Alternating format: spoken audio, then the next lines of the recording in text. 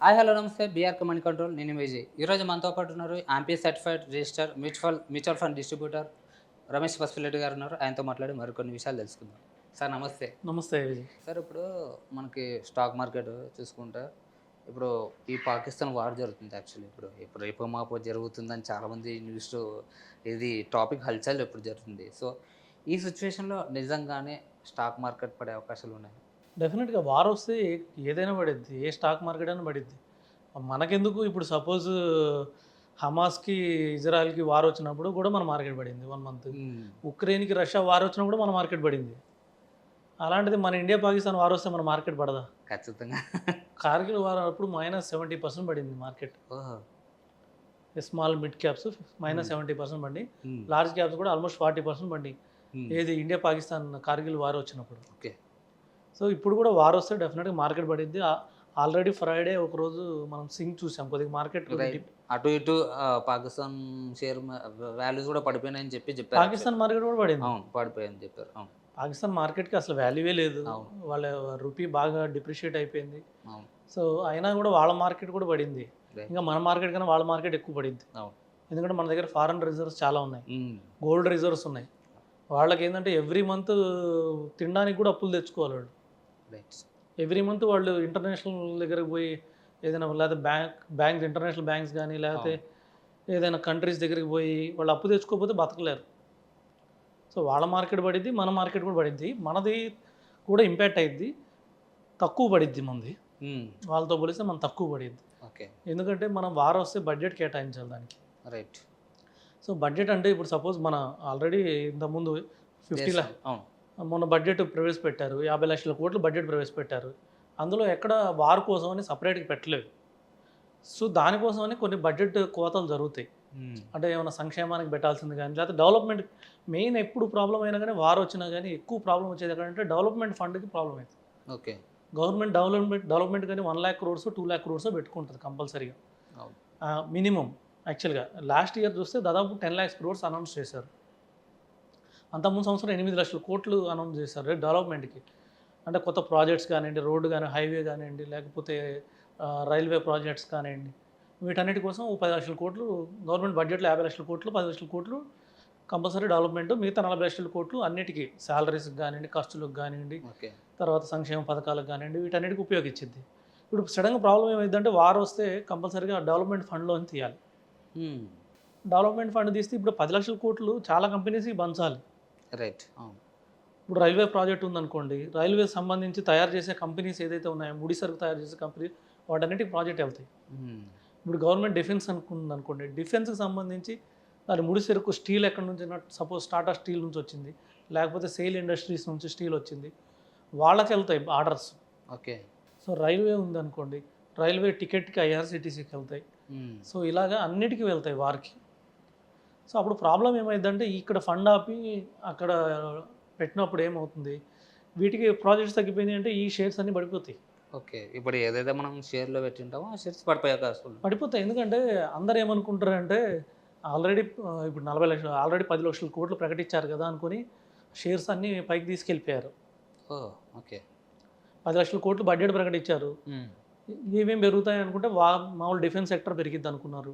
అలాగే కొద్దిగా power sector, green energy, solar ఇవన్నీ పెరుగుతాయి అనుకున్నారు. హ్మ్. అలాగే రైల్వే ప్రాజెక్ట్స్ ఏదైతే లాస్ట్ ఇయర్ లేకపోతే లాస్ట్ టర్మ్‌లో బీజేపీ లాస్ట్ టర్మ్‌లో ఏదైతే రైల్వే ప్రాజెక్ట్స్ కొన్ని కంప్లీట్ చేసి కొన్ని పెండింగ్‌లో పెట్టింది. హ్మ్. వాటి కోసం కానివ్వండి.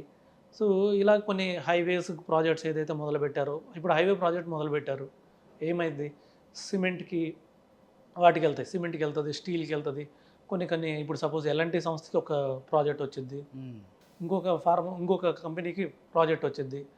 సో అలాగే కొన్ని ఫార్మాకి కూడా కొద్దిగా వెళ్తుంది. న్యూ ఆర్&డి కోసం కొద్దిగా ఫార్మాకి వెళ్తుంది. కొద్దిగా సైంటిస్ట్‌కి వెళ్తుంది, ఇస్రోకి వెళ్తుంది. ఇలాగన్నీ ఉంటాయి. ఇవన్నీ డిపెండ్ అయి ఉంటాయి. సడన్‌గా వార్ కోసం ఇప్పుడు సపోజ్ మనం వార్ కోసం మినిమమ్ 1,00,000 క్రోర్స్ ఇయ్యాల్సి వస్తుంది. దాంట్లో నుంచి 1,00,000 1,00,000 క్రోర్స్. ఓకే. ఓకే. 1,00,000 క్రోర్స్ మనం ఆ బడ్జెట్ తీసి వాళ్ళకి కేటాయించాల్సి వచ్చింది వార్ కోసం. హ్మ్. అప్పుడు వీటన్నిటికీ కోతలు పడతాయి. ఎఫెక్ట్ పడుతుంది దీనిపైన. డెఫినెట్‌గా అన్నిటికీ బడ్జెట్ తగ్గియాలి. ఇప్పుడు అన్నిటికి 10% తగ్గించాలి. ఆల్రెడీ షేర్లు ఏమో 30% పెరిగిపోయినాయి. హ్మ్. ఎందుకు 10 లక్షల కోట్లు ప్రకటించారని మన బడ్జెట్ ప్రకటించగానే అన్ని షేర్లు పైకి వెళ్ళిపోయినాయి. ఓకే. ఎందుకంటే ఫ్యూచర్లో వీటికి ఆర్డర్లు వస్తాయని ఆల్రెడీ ఆర్డర్లు కూడా వచ్చున్నాయని చెప్పి పైకి వెళ్ళిపోయినాయి. ఓకే. ఇప్పుడు సడన్గా లేదనుకున్నారు అనుకోండి, ఏమవుతుంది? ఇంకా అదే మీరు చెప్పినట్లు స్టాక్ మార్కెట్ పడిపోవడం. అన్నీ సో 30% 50% పడతాయి. దానితోడు ఏమైందంటే ఇంటర్నేషనల్ కూడా మన మీద ప్రాబ్లం అయ్యిద్ది. ఇప్పుడు ఎట్లయితే రష్యా ఉక్రెయిన్ వార్ వచ్చినప్పుడు ఏమైందంటే రష్యాకి ఎవరైతే రష్యా నుంచి రష్యా ఎవరికి ఎక్కువ ఎగుమతి చేసిద్ది అంటే దిగుమతి చేసుకునే ఎవరంటే ఎక్కువ యాక్చువల్గా యూరోప్ కంట్రీస్. ఓకే. రష్యా నుంచి గ్యాస్ కానీ ఆయిల్ కానీ ఎక్కువ ఎవరు కొంటారంటే యూరోప్ కంట్రీస్ కొంటారు. ఓకే. యూరోప్ అంటే మొత్తం బ్రిటన్ కానీ యూకే ఫ్రాన్స్ బ్రెజిల్ సో మొత్తం గ్రేట్ బ్రిటన్ మొత్తం అన్నీ కొంటారు యాక్చువల్గా. మొన్న వార్ అయినప్పుడు ఏమైందంటే రష్యా దగ్గర నుంచి ఎవరు కొనడం ఆపేశారు. రష్యా దగ్గర నుంచి. కొనడం ఆపేసిన తర్వాత ఏమైంది సడన్గా ఏమైంది వాళ్ళ ఆయిల్ తగ్గిపోయింది. ఐ మీన్ రష్యాకి ఫండ్స్ లేవు. అప్పుడు మన ఇండియా పోయి అక్కడ ఆయిల్ కొనింది. మన ఇండియా సపోర్ట్ చేసినారు. మన ఇండియా కొద్దిగా సపోర్ట్ చేసిందంటే మనకు తక్కువ దొరికింది అక్కడ. యాక్చువల్గా ఏంటంటే అప్పుడు దాదాపు 100 బ్యారెల్ ఉండింది. అంటే ఒక బ్యారెల్ మొత్తం మనకి అప్పుడు ముడి సరుకు కావాలంటే క్రూడ్ ఆయిల్కి మనకు ఆల్మోస్ట్ $100 పే చేయాల్సి వచ్చేది. ఓకే. మనకు రష్యాకి ఎంత కమ్మింది $70 కమ్మేసి. మామూలు కాదు మరి అది. అవును, దానివల్లే మనం బతికిపోయాం. లేకపోతే అన్ని కంట్రీస్ ఇప్పుడు బ్రిటన్ అవన్నీ ఏమైంది వీటన్నిటిలో యూకే కంట్రీస్ అన్నిటికీ ఏమైంది ఇన్ఫ్లేషన్ పెరిగిపోయింది. ఆటోమేటిక్గా మళ్ళీ పెరిగిపోతాయి. వాళ్ళు $70ది కొనకుండా $100 కొనుక్కున్నారు బయటకు వెళ్ళి. బాబా. ఓపెక్ కంట్రీస్ ఉన్నాయి. ఓపెక్ కంట్రీస్ అంటే దుబాయ్ కువైట్ ఇవన్నీ ఉన్నాయి. సో వీటి దగ్గర నుంచి ఎక్కువ రేటు కొనుక్కున్నాయి బ్రిటన్ ఇవన్నీ. మనం ఏం చేసాం మనకు వారితో సంబంధం లేదు ఏ కంట్రీ మనకు సంబంధం లేదు తక్కువ మనకి ఏడ దొరికితే ఆడ తీసుకొస్తామని చెప్పి మనం $70కి తీసుకొచ్చాం. దానివల్ల మన ఇన్ఫ్లేషన్ పెరగల. మనకు రూపాయన పెట్రోల్ పెరిగిందా? పెరగలే. లాస్ట్ 1 ఇయర్లో అసలు రూపాయన పెట్రోల్ పెరిగిందా? పెరగలేదు అసలు. కానీ లాస్ట్ 1 ఇయర్లో 2 యుద్ధాలు జరిగినాయి. యుద్ధాలు అయితే జరిగాయి. ఇజ్రాయెల్ జరిగింది, హమాస్ జరిగింది. అవును. అక్కడ నుంచే మనకి ఎక్కువ పెట్రోల్ వస్తుంది. రష్యా నుంచి మన ఉక్రెయిన్ వార్ జరిగింది. అవును. అయినా మనకు పెరగలేదు. ఏంటంటే కారణం ఏంటంటే మనం చేసిన ట్రేడ్ అలాంటిది. రైట్. అలాగే రేపు మనం యుద్ధం చేస్తే ఇండియా పాకిస్తాన్తో కొన్ని కంట్రీస్ కూడా మనతో కొద్దిగా ప్రాబ్లం రావచ్చు రైట్. ఎగుమతులకి కొద్దిగా అంటే ఎట్లయినా. సో పాకిస్తాన్ని సపోర్ట్ చేసే కొన్ని కంట్రీస్ ఉన్నాయి. ఖచ్చితంగా. లైక్ చైనా ఉంది. చైనా నుంచి మనకు ఎక్కువ ట్రేడ్ జరుగుతుంటుంది. అవును. మనకు తెలిసిందే మనం ఎక్కువ చైనా మీదే డిపెండ్ అవుతాము. అవును. సో ఇవన్నీ ప్రాబ్లం ఏంటంటే రేపు చైనా మన మీద నేను ఎక్స్పోర్ట్ చేయను అనకు చెప్పచ్చు. అవును. ఎందుకంటే పాకిస్తాన్కి సపోర్ట్ కాబట్టి నేను మీకు సపోర్ట్ చేయను అనుకోండి మనకు కొద్దిగా ఇన్ఫ్లేషన్ పెరిగిపోద్ది. పాకిస్తాన్ నుంచి రాలేదు సపోజ్ చైనా నుంచి రాలేదు మనం ఏం చేయాలి వేరే కంట్రీస్ నుంచి తెచ్చుకోవాలి. వేరే కంట్రీస్ తెచ్చుకున్నప్పుడు డెఫినెట్గా మనకి ఎక్కువ పడతాయి. ఎందుకంటే చైనా లోయెస్ట్ ప్రైస్ ఎవరైతే ఎక్స్పోర్ట్ చేసే కంట్రీ ఏదైనా ఉంటే ఓన్లీ చైనానే, వేరే కంట్రీస్ చేయవు. ఓకే. సో కాబట్టి మనకు ఆ రేట్లు కూడా పెరుగుతాయి. సో ఇలాగా ఒక వార్ అనేది షేర్ మార్కెట్ని చాలా ఎక్కువ ఎఫెక్ట్ చేసేది. ఆల్రెడీ మనం కార్గిల్ వార్లో చూసాం. దానివల్ల చాలా నష్టపోయాం. అందుకనే యాక్చువల్గా ఇంకోటి కూడా జరిగింది. యాక్చువల్గా లాస్ట్ టైం కార్గిల్ వార్ జరిగినప్పుడు ఇమీడియట్ నెక్స్ట్ ఎలక్షన్లో వాజ్పేయి ఓడిపోయాడు. అవునవును. వాజ్పేయి. ఎవరు పబ్లిక్ సపోర్ట్ చేయాల. ఎందుకంటే అన్ని ఇన్ఫ్లేషన్ పెరిగిపోయినాయి, రేట్లు పెరిగిపోయినాయి, ఎవరు సపోర్ట్ చేయాల. ఇప్పుడు రేపు బీజేపీకి కూడా అదే అవకాశం ప్రాబ్లం అయ్యే అవకాశం ఉంది. కాబట్టి మ్యాక్సిమం వారికి వెళ్ళకపోవచ్చు కానీ వేరే ద్వారాల ద్వారా అంటే ఇప్పుడు కొన్ని యూట్యూబ్ ఛానల్స్ ఆపేశారు. వాళ్ళ ప్రజలందరినీ పంపించేస్తున్నారు. ట్రేడ్ మొత్తం ఆపేస్తారు.